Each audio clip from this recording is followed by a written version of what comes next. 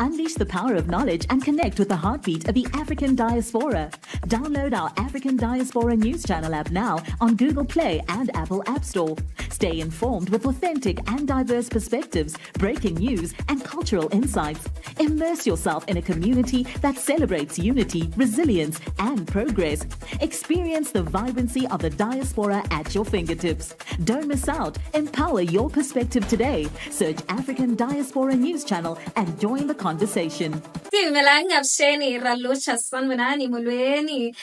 Naledi Mfoloe, and it is my absolute pleasure to welcome you to the latest edition of the African Diaspora News Channel, where we unravel the stories that shape our world and our communities. Now, in a video that has gone viral, South African TikToker Dineo Madi, who is a South African who now resides in China and is a teacher there, shared an experience that left her, frankly, deeply saddened. Now, one of her Chinese colleagues offered her a white powder, telling her that if she used it, she would become more whiter. Now, according to Dineo, right, the offer came without any context, no prior conversation about insecurities, and certainly no invitation for advice. It was simply a suggestion, a thoughtless comment on her skin color. Now, I want to take a moment here because as a Black South African myself, I find this incident both disturbing and all too familiar.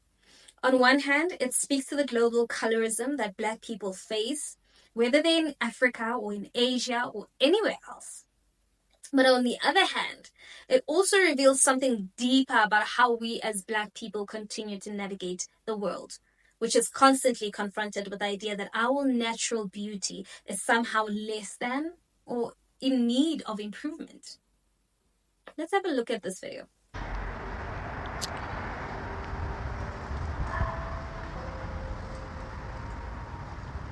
Guys, something happened at work today and I don't know how to feel about it. Some of you know that I've been in China and this is my second year in China.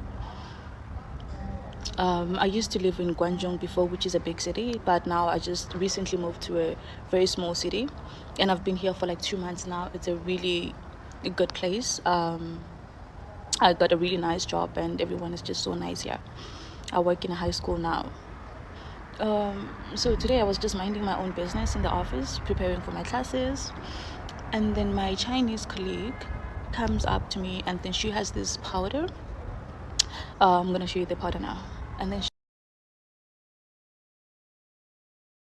she's like to me, Wendy, do you want to try this? I'm like, oh, what is that? And then she's like, it's a powder, it's milk powder, yeah. So actually I use it to make my skin lighter. I use it to make my skin look more whiter. So I was thinking maybe you would want to try it, you know. You can try it and then your skin will be more white, your skin will be whiter. Your skin will be more white.